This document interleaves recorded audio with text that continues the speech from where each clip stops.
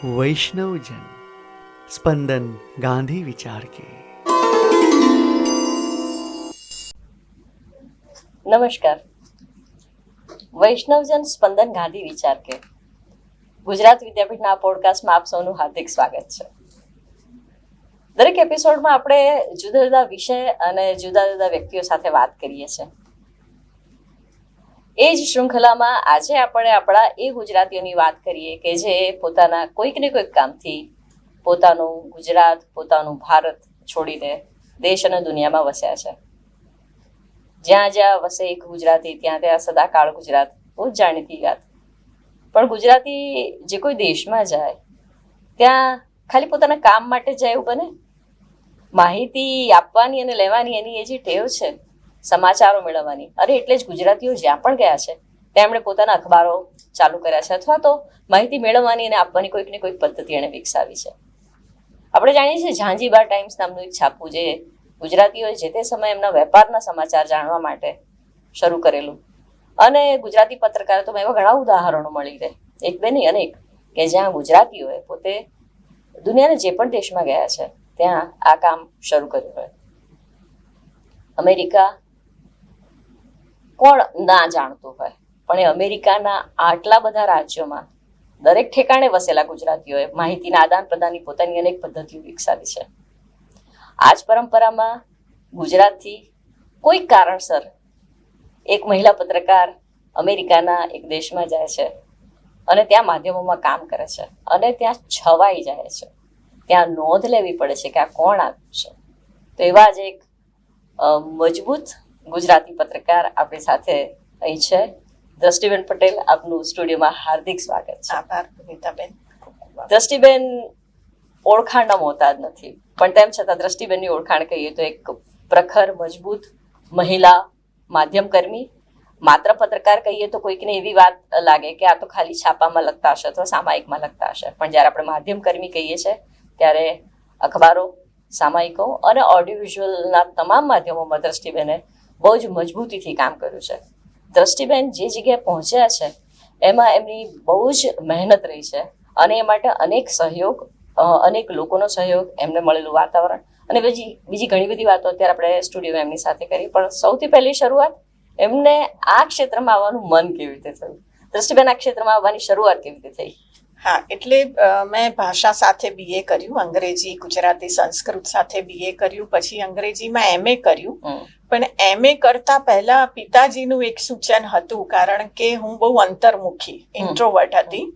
એટલે એમ કે આ દીકરીને બહિર્મુખી બનાવી હોય, કંઈક એ બીજાને કેમ છો, સારું છે એટલું પણ કહી શકે, તો એને એ વખતે ભાષા ભવનમાં યુનિવર્સિટીમાં કમ્યુનિકેશનનો, ડેવલપમેન્ટલ કમ્યુનિકેશનનો કોર્સ, ડિપ્લોમા કોર્સ શરૂ થયેલો. તો એમાં એમણે એડમિશન કરાવ્યું અને એ ડિપ્લોમા મેં પૂરો કર્યો. પછી એમાં માસ્ટર્સ પણ કર્યું અને ભારત પાછા આવીને મેં આ જ ક્ષેત્રમાં પીએચડી પણ કર્યું. એટલે પત્રકારત્વ અથવા તો કમ્યુનિકેશન, કારણ કે ડેવલપમેન્ટલ કમ્યુનિકેશનમાં સીધું પત્રકારત્વ અમને થોડી ઇન્ટર્નશીપ કરવા મળતી, પણ એનો મૂળ વિચાર તો એ હતો કે એ દેશો કે જેમાં વિકાસની જરૂર છે ત્યાં પત્રકારત્વ કેવી રીતે મદદરૂપ થઈ શકે, એ મુખ્ય વિચાર હતો ડેવલપમેન્ટલ કમ્યુનિકેશનનો. અને એ મેં પાર કર્યું. પછી પીજ ઇસરોમાં મને નોકરી મળી અને પછી તો એમ કહેવાય કે એક પછી એક, જેમ કે એ વખતે એજ્યુકેશનલ મીડિયા રિસર્ચ સેન્ટર શરૂ થયેલું, તો એમાં રેડિયો પ્રોડ્યુસર તરીકે કામ કર્યું, એના એજ્યુકેશનલ ટીવી પ્રોડક્શન આસિસ્ટન્ટ તરીકે કામ કર્યું. અને પછી એ દરમિયાન જ એવું બન્યું, કારણ કે લગ્ન થયેલા અને પતિને અમેરિકા જવાનું થયું, એટલે પછી હું અમેરિકા ગઈ. એટલે ભણવાનું ત્યાં પત્યું મારું. અમેરિકામાં પહોંચ્યા ત્યારે તમે ઘણી નાની ઉંમરના હશો અને અહીંનો જે અનુભવ, અહીંનું મીડિયામાં તમે કરેલું કામ અને ત્યાંનું કામ બધું જુદું હશે, તો બધું સમજી અને ત્યાંની ઇન્ડસ્ટ્રીમાં પ્રવેશ લેવાનું કેવી રીતે શક્ય બન્યું? હા, એટલે એ થોડુંક અટપટું એ રીતે કહી શકાય, કારણ કે મારે જવું પડ્યું. હું મારી મરજીથી અમેરિકા નહોતી ગઈ.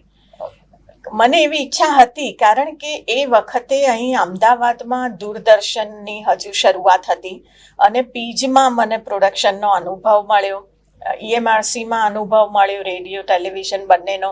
તો મારી ઈચ્છા એ જ હતી કે EMRCમાં પ્રોડ્યુસર થઈએ, કાં તો દૂરદર્શનમાં પછી જઈએ. પરંતુ 1989માં અમેરિકા જવું પડ્યું. હું ગઈ. એ વખતે કંઈ જ ખબર નહોતી, ન્યુયોર્કમાં હું ગઈ, કે મારે શું કરવું મીડિયામાં કે પત્રકાર તરીકે કામ કરવું હોય તો. પરંતુ શરૂઆત તો મારે બેસી નહોતું રહેવું, માટે હવે તમને કદાચ જાણીને નવાઈ લાગશે, તો મેં કીધું મારે પૈસા તો કમાવા જ છે, એટલે કે ડોલર કમાવા છે. તો મેં સાડી સ્ટોરથી શરૂઆત કરી. પણ એ વખતે ત્યાં શનિ રવિ, જેને વીકેન્ડ્સ આપણે કહીએ, ત્યાં BBN બોમ્બે બ્રોડકાસ્ટિંગ નેટવર્કનો ટેલિવિઝન શો આવતો, જે ન્યુયોર્ક ન્યૂ જર્સી, જેને ઈસ્ટ કોસ્ટ આપણે કહીએ, ત્યાં આ શો બહુ જ લોકપ્રિય હતો. એ હું જોતી, અને એકવાર જોતા નજરે ચડ્યું કે એમને એડિટરની જરૂર છે. અને મારા સદભાગ્યે મેં અહીં પણ મેં જ્યારે રેડિયો પ્રોગ્રામ્સ કર્યા, ટીવી પ્રોગ્રામ્સ કર્યા, ત્યારે મને સૌથી વધારે જેનું આકર્ષણ હતું એ એડિટિંગનું હતું. એટલે હું તરત પહોંચી ગઈ ન્યુયોર્ક મેનહેટનમાં, અને મેં કીધું મને એડિટિંગ આવડે છે, મને નોકરીએ રાખી લો. અને એ લોકોએ કહ્યું કે પૈસા નહીં આપીએ, પણ નોકરી, પણ મારે ઘૂસવું હતું ક્યાંક તો કોઈક રીતે. એટલે શરૂઆતમાં મારા ખર્ચે પણ એ BBN નેટવર્કમાં હું જતી, કામ શીખી. મારા દુર્ભાગ્યે એ કંપની પછી બંધ થઈ ગઈ, કારણ કે હું ગઈ અને 1-2 અઠવાડિયામાં જ એ બેન્ક્રપ્સી, જેને કે એ કંપનીએ ફાઇલ કરી.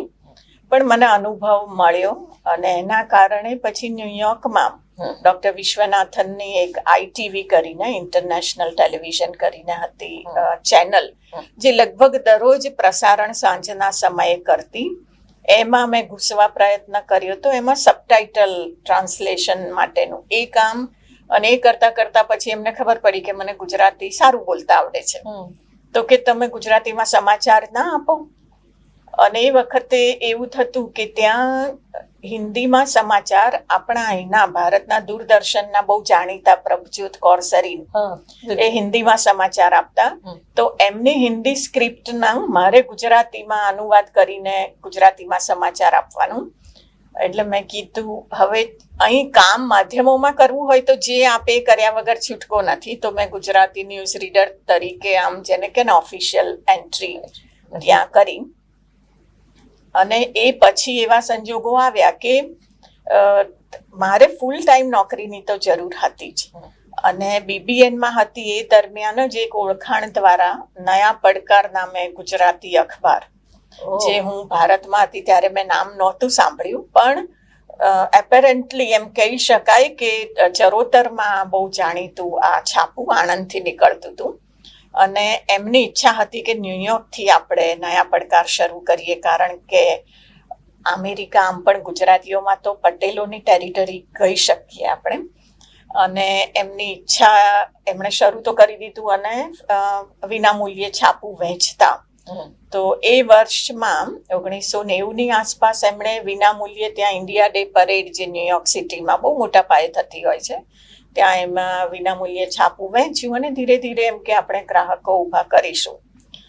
તો એ મને ખ્યાલ આવ્યો જ્યારે હું BBNમાં હતી, કારણ કે BBNમાં પણ હું આ એડિટિંગની સાથે બીજું બધું, જેને કે ને પબ્લિક રિલેશન્સ ને એવું તેવું કરતી. અને ત્યાં પટેલભાઈએ મને કહ્યું કે તમને ઈચ્છા હોય તો હું વાત કરી શકું કે નયા પડકારમાં જોડાઓ તમે.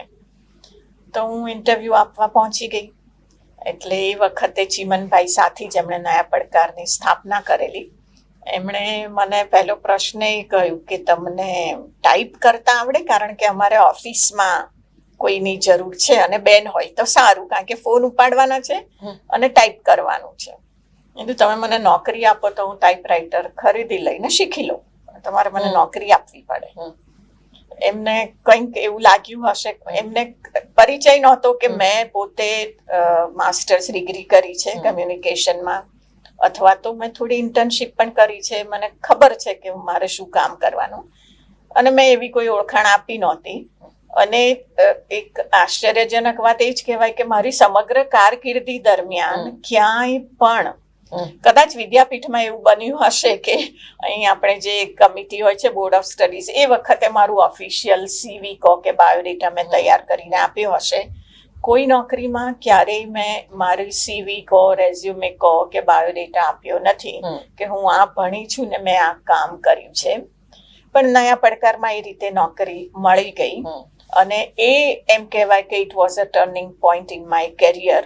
એ ફૂલ ટાઈમ હતી નોકરી. એ દરમિયાન જેને કે સ્પેશિયલ કોરસ્પોન્ડન્ટ તરીકે સમગ્ર tri state area, New York, New Jersey, Connecticut અને પેન્સિલ્વેનિયા અને આજુબાજુ જે પણ નાના શહેરો હતા ત્યાં જવાનું થતું, ઇન્ટરવ્યૂઝ લેવાના બનતા. અને આપણા ભારતીયો, હવે આવું ભારતીયો એમ કહીએ તો ત્યાં સામાન્ય રીતે એશિયન, એ વખતે હું વાત કરું છું ત્યારે 1990ના દાયકાની શરૂઆતની વાત છે, તો એશિયન કમ્યુનિટીઝના જે પણ કાર્યક્રમો ત્યાં થતા એના ભાગરૂપે પણ ભારતીય પત્રકારોને એ લોકો બોલાવતા. તો ન્યુયોર્ક સિટીના મેયર કોઈ એશિયન ઇવેન્ટ કરે કે એશિયન મંથનું સેલિબ્રેશન હોય તો એમાં અમને એઝ એન એશિયન જર્નલિસ્ટ કહો, કોરસ્પોન્ડન્ટ કહો, આમંત્રણ મળતું. અને પછીના વર્ષોમાં પણ બન્યું અને એ આ શરૂઆતના વર્ષમાં પણ એ બન્યું કે આ રીતે કોઈ એક ગુજરાતી અખબાર સાપ્તાહિક ત્યાં હોય ન્યુયોર્ક, ન્યૂ જર્સીમાં, જેની પોતાની ઓફિસ હોય ન્યુયોર્ક સ્ટેટમાં, રાધર ન્યુયોર્ક સિટીમાં, એટલે ક્વીન્સમાં ઓફિસ હતી, અને એનું પોતાનું ફૂલ ટાઈમ પત્રકાર હોય. તો આ એક એવી પહેલી ઘટના એ વખતે બની. એટલે મને લગભગ બધે જ આમંત્રણો મળતા અથવા તો હું બધે પહોંચી પણ જતી, મને ખ્યાલ આવે તો. અને પછી અનેક આપણે જે અહીં કહેવાય કે અહીંના પત્રકારોને બહુ ઓછી તક મળે, પણ દરેક ક્ષેત્રમાં, રાજકારણ છે કે સિનેમા છે, ત્યાંથી માંડીને ધાર્મિક, આધ્યાત્મિક ક્ષેત્રના કોઈ પણ જાણીતી વ્યક્તિઓ હોય, બધાની મુલાકાતો લેવાની અથવા એમના વિશે લખવાની, એમની ખાસ કરીને પ્રેસ કોન્ફરન્સીસ એટેન્ડ કરવાની. અને એક વસ્તુ જે હવે મને આજે વિચાર આવે છે તો એમ થાય છે કે એ સમયગાળો એ પણ હતો કે જ્યારે આ ન્યુયોર્ક, ન્યૂ જર્સી સ્ટેટ્સમાં કહો અથવા તો એના દ્વારા સમગ્ર નોર્થ અમેરિકામાં ભારતીય જનતા પાર્ટીનો એ ક્ષેત્રમાં ઉદયનો એ સમય હતો. એટલે ઓવરસીઝ ફ્રેન્ડ્સ ઓફ બીજેપી એની પ્રવૃત્તિઓનો ત્યાં એમ કહે ને સુવર્ણકાળ હતો. અને એ સમયે જે પણ નેતાઓ, શ્રી વાજપેયીથી માંડીને શ્રી અડવાણીજી હોય કે પછી વિશ્વ હિન્દુ પરિષદના નેતાઓ હોય, અગ્રણીઓ હોય, અને રાજકારણમાં જોડાયેલા જે પણ અભિનેતાઓ, અભિનેત્રીઓ હોય, એ બધા ત્યાં આવતા અને બધાને મળવાનું બનતું. પણ હવે તમે મને એક પ્રશ્ન પૂછો એટલે આપણે ફરી આગળ વાત કરીએ. હું તમને પ્રશ્ન એટલા માટે નથી પૂછતી, મને એવું હતું કે આ જો ધારા આગળ જાય તો મને ખબર છે કે તમે કોના ઇન્ટરવ્યુ લીધેલા છે અને એમાંથી કેટલાક રસપ્રદ ઇન્ટરવ્યુ છે જે આજે પણ યુટ્યુબ પર અવેલેબલ છે. તો મને તમે એ કહો કે તમને આખી જે સિરીઝ છે ટીવી તમારી ઇલેક્ટ્રોનિક જર્નલિઝમની, એમાં જાણીતા કયા કયા એક્ટર, એક્ટ્રેસીસ અથવા તો પોલિટિશિયન્સ તો કોને મળવાનું અને એવા કેવા સુંદર અનુભવો રહ્યા, એની થોડીક વાત કરો. હા, એટલે એક ખૂટતી કડી કહો કે આમાં એક છે કે જ્યારે હું નયા પડકારમાં હતી એ સમયગાળામાં 94-95ના વર્ષોમાં શ્રી અમિતાભ બચ્ચન, જેમણે ત્યાં લંડનમાં ટીવી એશિયાનું જ એક શાખા કહો કે શરૂ કરેલી, એશિયન બ્રોડકાસ્ટિંગ નેટવર્ક, અને એમની ઈચ્છા હતી કે અમેરિકામાં પણ કરે. એ દરમિયાન હવે આમાં એવું છે કે અમારે પેરેલલ મેં નયા પડકારમાં હું કામ કરતી હતી, તો પછી નયા પડકારની મારી જે ફૂલ ટાઈમ જોબ હતી એ પાર્ટ ટાઈમ થઈ. એના કારણો એ કે નયા પડકાર commercially it wasn't a viable venture for them. એટલે એમણે કહ્યું કે હવે તમે જાહેરાતો લાવો અને આપણું છાપું ચાલે. તો પછી મેં જાહેર ખબરના એમાં પણ જમ્પ લાવ્યું અને છાપા માટે જાહેર ખબરો અને સારી મળતી થઈ. પણ જે 3 દિવસ મારી પાસે બાકી બચ્યા એમાં મેં જે નોકરી લીધી એ ન્યુયોર્કથી 2.5 કલાક મારે જવાના, 2.5 કલાક પાછા આવવાના. એ રીતે AVS કરીને એક ત્યાં આગળ અત્યારે પણ એનો શો ચાલે છે અને બહુ જ સુંદર કાર્યક્રમો ટીવીના બનાવે છે જે વીકેન્ડમાં પ્રસારિત થતા હોય છે. એમાં મેં એડિટર તરીકે અને એના સ્ક્રિપ્ટ રાઇટર તરીકે ત્યાં કામ શરૂ કર્યું. અને AVSમાં એના કાર્યક્રમોની ગુણવત્તાને લીધે કહો કે જે પણ કારણે શ્રી અમિતાભ બચ્ચને એનો સંપર્ક કર્યો કે મારે ટીવી એશિયા શરૂ કરવું છે, તો AVS મને મદદ કરે ને AVSના સ્ટુડિયોનો અમે લાભ લઈશું. તો AVSમાં હતી એ દરમિયાન પણ શ્રી બચ્ચનને મળવાનું મારે થયું. અને નયા પડકારમાં હતી માટે જે પહેલી પ્રેસ કોન્ફરન્સ એમણે ત્યાં ન્યુયોર્ક સિટીમાં કરી એમાં જવાનું થયું. અને જે પણ માણસો ટીવી એશિયા સાથે સંકળાયેલા એમની સાથે ઓળખાણો થઈ. પછી ધીરે ધીરે કરીને મેં નયા પડકારનું સમેટીને ટીવી એશિયામાં જો ફૂલ ટાઈમ મને મળે તો એ માટેના, અને ટીવી એશિયા તો શરૂ થયું એ જ વખતે કહ્યું કે અમારે ગુજરાતી તો જોઈએ જ, કારણ કે અમેરિકામાં ભારતીયોમાં હવે અગેન મારે અહીં એ બહુ ક્લેરિફિકેશન વારંવાર કરવું પડે કે ત્યાં સાઉથ ઈસ્ટ એશિયન્સ કહો અથવા તો એશિયન્સ કહો એ રીતના વર્ગીકરણો એ સમયે થતા. એટલે ભારતીય એમ કહીએ એના કરતા તો એશિયન, ટીવી એશિયા નામ હતું તો એમાં પણ એશિયા હતું. એટલે અમે એશિયન સબકોન્ટિનન્ટ, પાકિસ્તાન, બાંગ્લાદેશ, શ્રીલંકા, નેપાળ, ભૂતાન, બધામાં કોઈક ને કોઈક રીતે એમને કાર્યક્રમો ગમે. ભલે મોટાભાગના કાર્યક્રમો ભારતથી આવતા, પણ પાકિસ્તાનથી પણ ટીવી સિરીઝ ને બધું ટીવી એશિયામાં આવતું.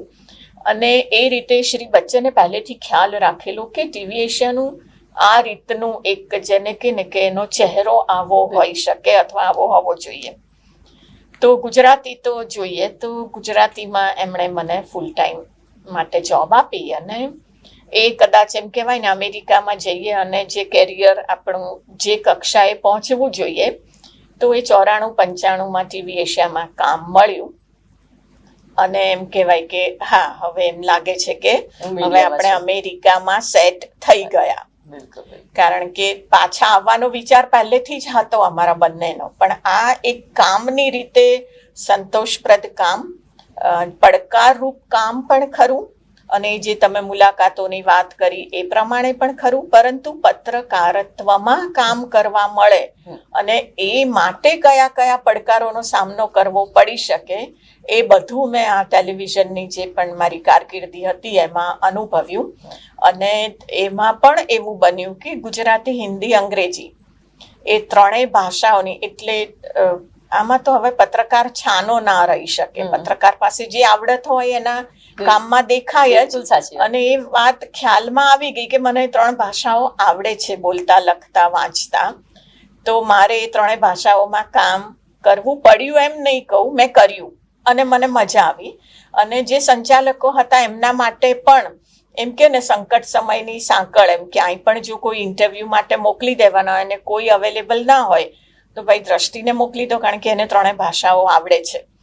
તો એવું અનેક વાર બન્યું. હવે એના ઘણા બધા દાખલા છે, પણ એમાંનું જો મને જે અત્યારે યાદ આવે છે આ તમારી સાથે બેસીને વાત કરતા, તો શ્રી બિલ ક્લિન્ટન જ્યારે ધરતીકંપ પીડિતોની મુલાકાતે આવવાના હતા, કચ્છ ભુજનો ધરતીકંપ થયો 2001માં, અને પછી જ્યારે એમની અહીં ભારતની મુલાકાત ગોઠવાઈ ત્યારે શરૂઆતમાં એવું હતું કે because TV Asia was the only channel in the US, TV એશિયાના પત્રકાર, અંગ્રેજી ભાષાના પત્રકાર બિલ ક્લિન્ટન સાથે જોડાય એવું નક્કી થયેલું.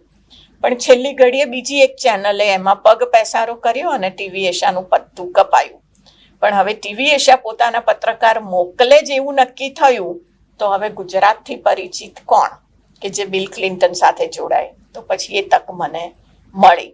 અને અહીં એમને જ્યાં જ્યાં ગયા શ્રી ક્લિન્ટન ત્યાં ત્યાં જવાનું મળ્યું અને એમની મુલાકાત લેવાનું પછી મને ન્યુયોર્ક સિટીમાં તક મળી.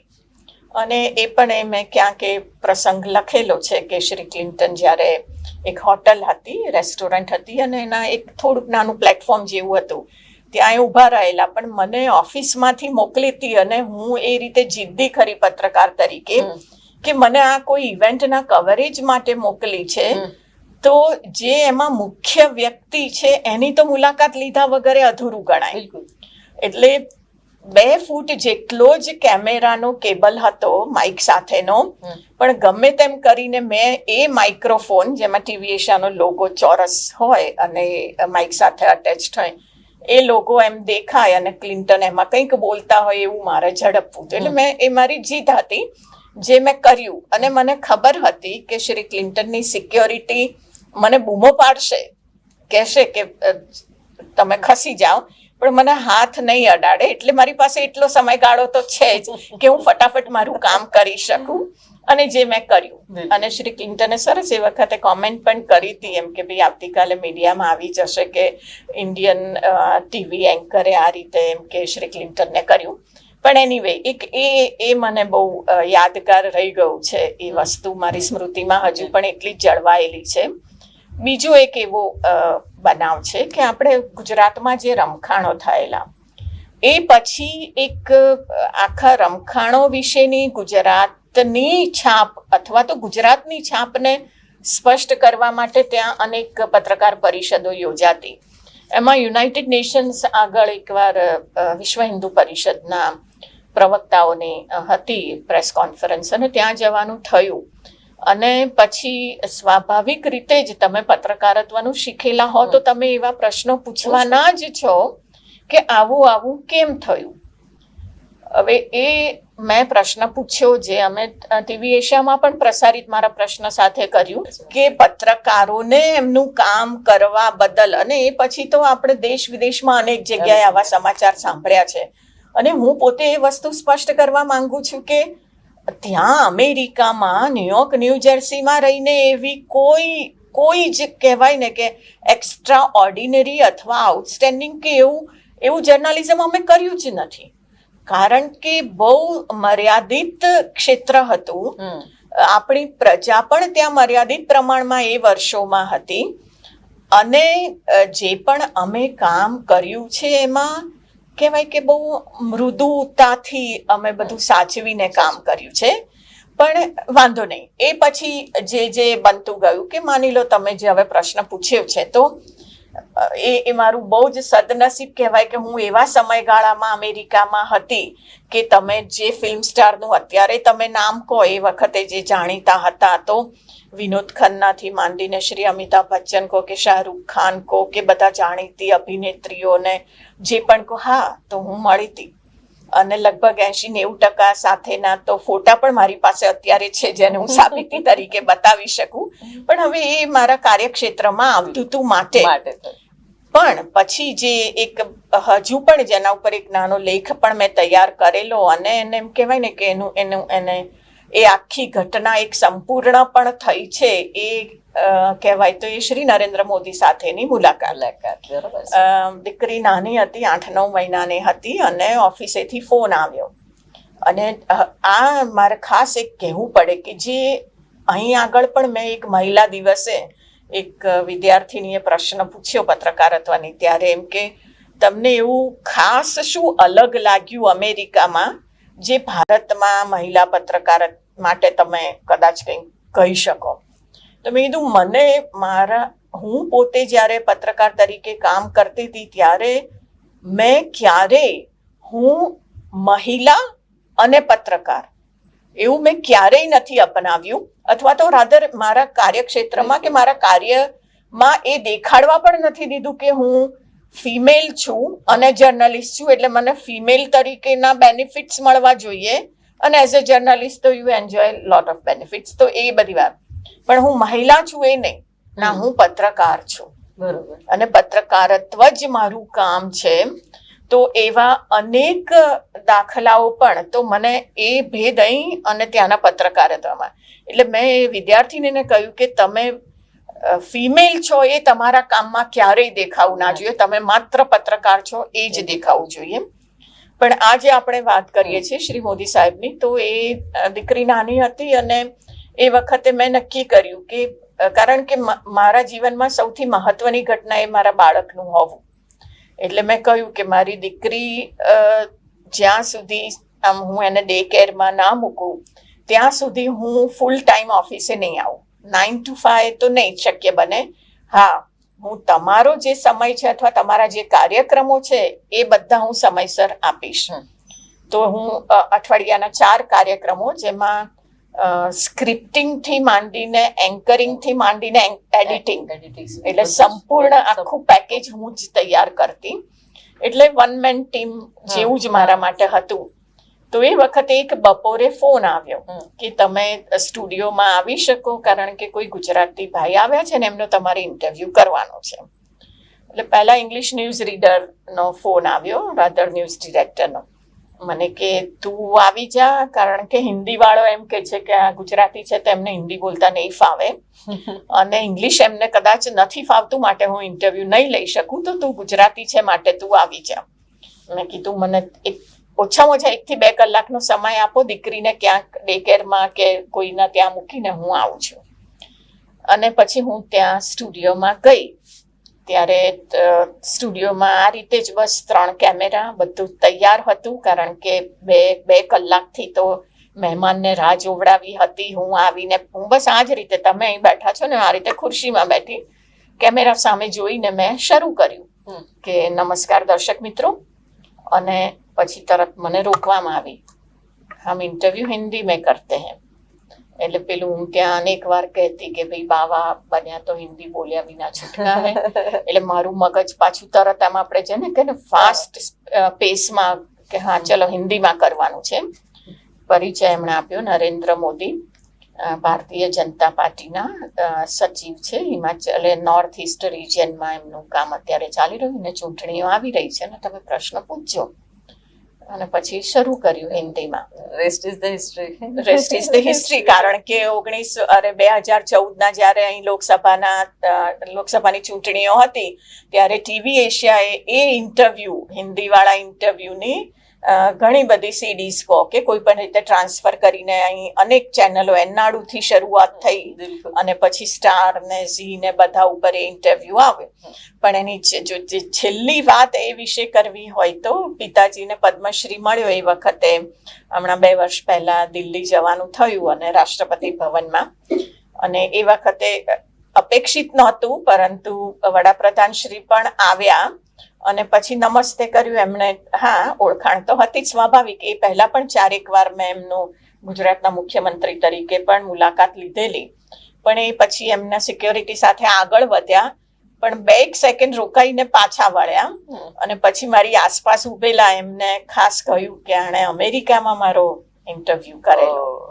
એટલે મને એમ થાય કે એક આખી સાયકલ જાણે કે પૂરી થઈ, કારણ કે અહીં આવીને મેં જેને કે ને સક્રિયપણે પત્રકારત્વ નથી કર્યું. મને હવે સાહિત્ય અને વાંચન લેખનમાં વધારે રસ છે અને અત્યારે હું AI ટ્રેનર તરીકેનું કામ બહુ રસથી કરી રહી છું, કારણ કે મને એ પડકારરૂપ લાગે છે.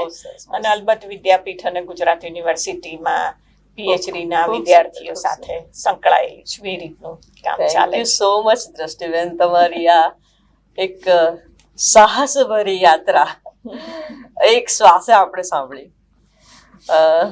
મિત્રો, દ્રષ્ટિબેન સાથે હજુ ઘણી બધી વાતો બાકી છે. આ તો હજુ શરૂઆત છે. બીજા 2, 3, 4, 5 અનેક એપિસોડ આવી શકે. પણ મને એવું હતું કે આજે આપણે જે વાત કરીએ એમાં એમનો એ યાદગાર ઇન્ટરવ્યૂ, એનો એ પહેલો ઇન્ટરવ્યૂ, અથવા તો એ પોતે જ્યારે દેશ અને દુનિયામાં કામ કરી રહ્યા હતા ત્યારે એ સમયનો દ્રષ્ટિબેનનો ઇન્ટરવ્યૂ છે. અગેઇન એમણે કીધું એ પ્રમાણે આખા વિશ્વમાં જાણીતો થયો. અને એ દ્રષ્ટિબેન આપણી સાથે સ્ટુડિયોમાં છે. અને એ દ્રષ્ટિબેન આપણા એટલે કે ગુજરાત વિદ્યાપીઠના પત્રકારિતા વિભાગના નાના મોટા તમામ કામોમાં આપણી સાથે છે. એ આપણા સૌના માટે બહુ ગૌરવની વાત છે. દ્રષ્ટિબેન, હું તમારો ખૂબ આભાર માનું છું. આપ સ્ટુડિયોમાં આવ્યા અને આપના અનુભવ આપે શેર કર્યા. આવી ઘણી બધી વાતો આપણે ફરીથી જાણીશું આગળના એપિસોડમાં. અત્યારે અહીં અટકીએ. ધન્યવાદ. वैष्णवजन स्पंदन गांधी विचार के.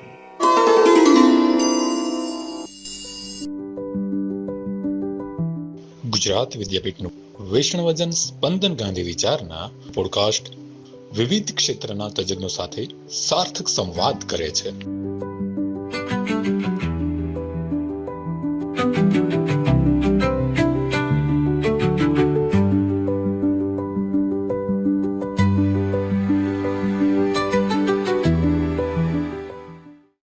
ગુજરાત વિદ્યાપીઠ ગમતી, ગુજરાત વિદ્યાપીઠ ગમતી.